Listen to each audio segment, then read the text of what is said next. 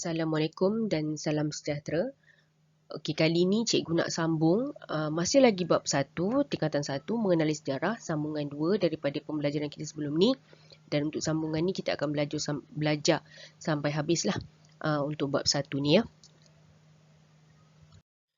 Sebelum ni kita dah belajar apa itu sejarah, kemudian sumber sejarah. Hari ni kita nak sambung penyelidikan dalam sejarah. Okey, macam mana bila kita dah ada sumber, kita dah ada sumber sejarah tu kan, sumber primer sekunder. Lepas tu macam mana kita nak selidik benda tu, betul atau tidak, sebelum kita pastikan benda tu adalah satu sejarah yang benar-benar berlaku. Okey, ada 3 cara, iaitu kaedah bertulis, kaedah lisan, akhir sekali adalah kaedah arkeologi. Okey, kaedah bertulis adalah sumber yang dipahat atau ditulis. Okey, sumber yang contohnya macam diary, fail kerajaan, manuskrip, benda yang kita tulis. Seterusnya adalah kaedah lisan. Kaedah lisan ni diperolehi melalui temu bual. Contohnya macam kalau contoh sekarang kes yang hangat adalah COVID-19 kan. Okey, jadi contoh awak nak buat catatan sejarah mengenai bekas pesakit yang pernah dijangkiti dengan COVID. Jadi awak nak tanya pengalaman, macam mana dia hadapi penyakit tu, apa simptom dia, macam mana dia boleh sembuh. Jadi benda tu awak dapat melalui awak temu bual, awak tanya dia soalan dan dapatkan jawapan daripada dia. Contohnya macam itulah. Dan kaedah yang ketiga pula adalah kaedah ekologi, iaitu secara saintifik daripada bahan tinggalan sejarah. Okey, contohnya benda yang berlaku beratus tahun dulu. Siapa yang hidup beratus tahun dulu pun dah tak ada kan, dah meninggal. Jadi bila kita jumpa dia punya fosil, dia punya tulang, sama ada tulang manusia atau tulang haiwan, kita nak tahu, boleh kita tanya? Tak boleh kan? Jadinya macam mana dapat? Melalui arkeologi lah. Maksudnya kita kena gunakan cara saintifik. Maksudnya bahan-bahan tinggalan yang kita jumpa tu, tembikar ke fosil ke, kita kena masuk dalam makmal, kena buat uji kaji untuk tahu contohnya usia tulang tu, lepas tu tulang tu haiwan apa contohnya, ataupun adakah tulang tu tulang manusia, ataupun tembikar tu dah berapa ribu tahun usia dia. Macam itulah, itu adalah kaedah secara kaedah arkeologi. Okey, untuk kaedah bertulis, contohnya macam batu bersurat, tulisan pada dinding gua, catatan pengembaraan. Contoh batu bersurat ni, batu bersurat dekat Terengganu tu kan, yang menjadi salah satu bukti kedatangan Islam di tanah Melayu. Contohnya tulisan pada dinding gua. Masa zaman sebelum ni, manusia ada yang duduk dalam gua kan, dia ada tulis pada gua. Sama ada tulis ataupun dia lukis. Itu kaedah bertulis lah. Contohnya, seterusnya adalah catatan pengembaraan. Contohnya pengembaraan Ibnu Battutah mengelilingi dunia kan, rehlah buku dia tu, Rehlah Ibnu Battutah. Itu contoh kaedah bertulis. Untuk kaedah yang kedua adalah kaedah lisan. Okey, kaedah lisan ni kita kena bertanya, kena temu bual dengan orang yang kita nak tanya mengenai sesuatu perkara lah. Dan orang yang kita tanya tu dikenali sebagai orang sumber. Okey, orang sumber ni dia bagi tahu kita maklumat tu berdasarkan pemerhatian dan pengalaman sendiri. Okey, contohnya kalau awak ada lagi atuk nenek ataupun mungkin moyang yang melalui zaman ketika pendudukan Jepun di negara kita. Okey, zaman 1940-an dulu, Jepun ada menjajah kita. Zaman tu zaman yang antara zaman yang sukar lah bagi rakyat Malaysia. Dan kalau ada lagi moyang awak yang masih hidup, awak boleh tanya dia, masa tu atuk nenek makan apa, lepas tu apa kekangan dia, lepas tu awak boleh tanya dia pasal duit daun pisang, macam itulah. Itu kaedah lisan. Okey, seterusnya adalah kaedah arkeologi. Okey, kaedah arkeologi ni adalah mesti melibatkan bahan tinggalan sejarah. Okey, ada kalanya bahan tinggalan sejarah tu kita terjumpa. Okey, bila kita terjumpa satu tempat tu, bahan sejarah, kita jumpa tembikar. Okey, kita kena bawa pergi makmal dan kita kena buat uji kaji saintifik. Berapa usia tembikar tu, betul ke tembikar ni dah lama atau sebenarnya tembikar yang baru, cuma dia dah nampak buruk macam tu kan. Okey. Selain daripada terjumpa, sebenarnya kita kena melalui kaedah gali cari atau ekskavasi. Contohnya macam candi Batu Pahat dekat Kedah, kerajaan Kedah tua. Okey, kita jumpa satu binaan yang dikenali sebagai candi.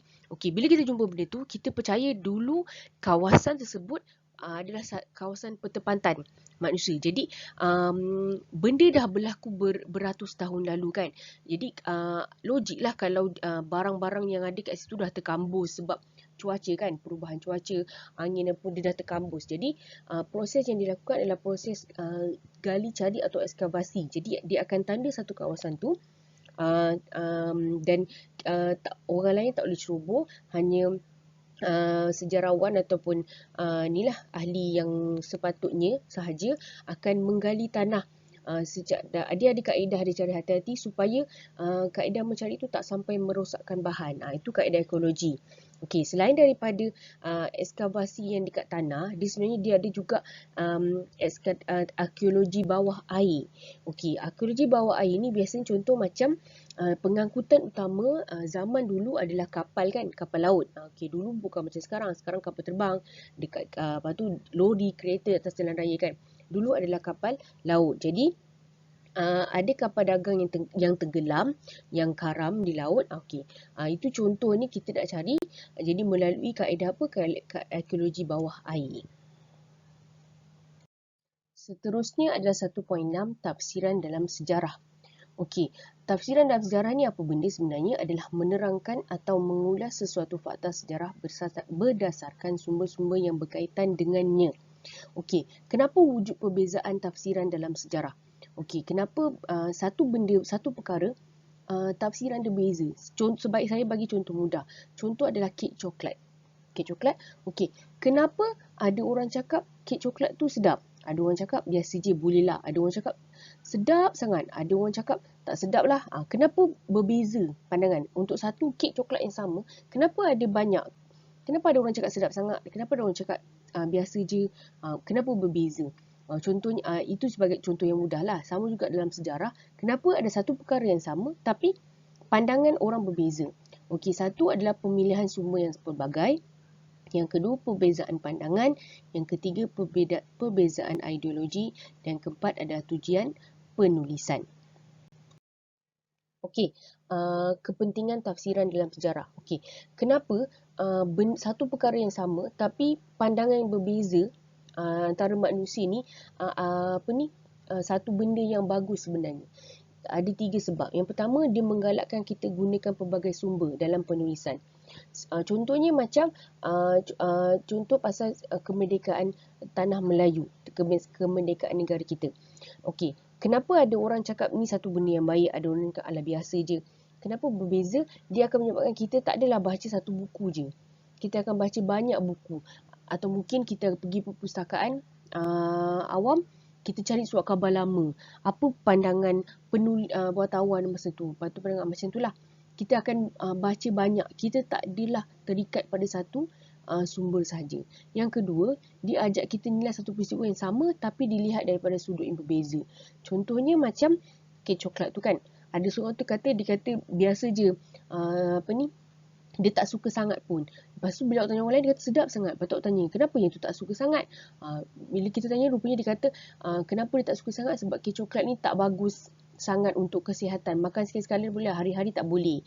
Sebab kek coklat ni manis. Dia boleh menyebabkan kencing manis. Lepas tu baru kita... Jadi daripada situ kita dapat tahu, rupanya walaupun kek coklat ni pada kita sedap, tapi kita tak boleh makan hari-hari. Sebab dia manis, kandungan gula dia tinggi. Kita boleh dapat penyakit pula. Macam itulah. Satu benda yang sama, tapi kita lihat sudut yang berbeza. Okey, yang ketiga, dia mendorong kita berfikiran terbuka dan kritis dalam mengkaji satu peristiwa dengan menggunakan berbagai sumber. Okey, satu contoh yang mudah adalah contoh dalam kelas awak ada seorang kawan awak ni dituduh mencuri. Okey, selain daripada awak percaya je cakap orang lain dituduh mencuri, awak boleh tanya orang yang lain. Awak boleh tanya siapa saksi. Macam itulah. Maksudnya awak terbuka. Jangan terus percaya satu benda. Tapi sebaliknya tanya orang lain. Lepas tu awak tanya diri orang tu sendiri. Apa pengakuan dia, sama ada betul ke dia buat. Macam itulah. Itu kepentingan tafsiran yang berbeza. Okey, contoh tafsiran yang berbeza dalam sejarah. Cikgu bagi contoh. Yang ini awak akan belajar nanti masa tingkatan 3. Tokoh yang bangun menentang penjajah, salah seorangnya adalah Haji Abdul Rahman Limbong. di Terengganu. Okey, bagi sudut pengkaji tempatan, Haji Abdul Rahman Limbong ni dianggap sebagai hero. Sebab apa? Sebab dia mempertahankan hak penduduk tempatan Terengganu dalam isu pembukaan tanah yang baru. Okey, isu dia macam ni. Pada zaman sebelum British datang dan menjajah Terengganu, okey, siapa-siapa penduduk tempatan yang dia bersihkan kawasan hutan yang bukan tanah milik siapa, dia bersih kawasan hutan, jadi secara tak langsung kawasan tu akan jadi tanah dia. Okey, tapi selepas British datang, British dah tak benarkan itu.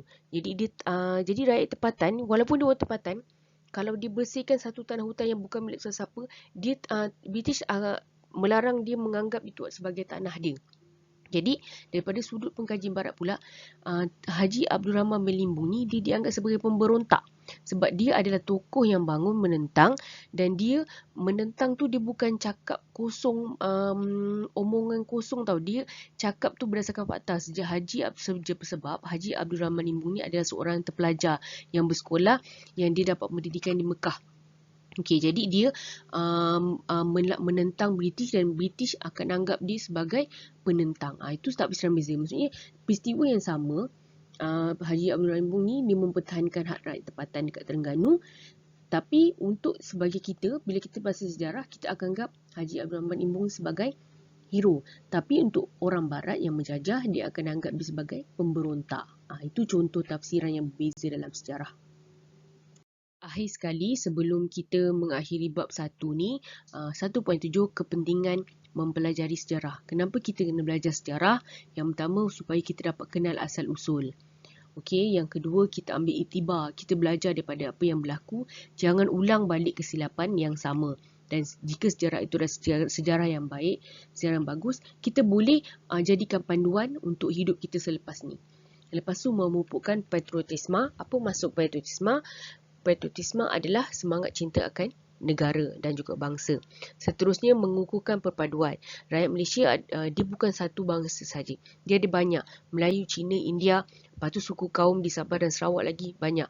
Jadi perbezaan ni sebenarnya akan menyebabkan kita mudah bergaduh. Tapi bila kita belajar sejarah, kita akan bersatu padu. Sebab kita tahu sebelum ni bila kita gaduh, kesan dia bukan kesan yang baik tapi kesan yang buruk. Seterusnya, dia membangunkan negara dan bangsa. Okey, bila kita belajar sejarah, kita akan tahu ada apa yang patut kita buat, apa yang kita tak patut kita buat. Akhir sekali adalah mengaplikasikan kemahiran pemikiran sejarah. Sebab sejarah ni, sifat dia adalah dia boleh berulang. Apa yang berlaku dahulu boleh terjadi lagi akan datang. Jadi jika perkara yang sama berlaku, kita boleh jadikan panduan. Sebelum ni, apa yang kita buat dan benda tu bagus, ataupun apa benda yang kita buat benda tu tak bagus, dan kita jangan ulang semula.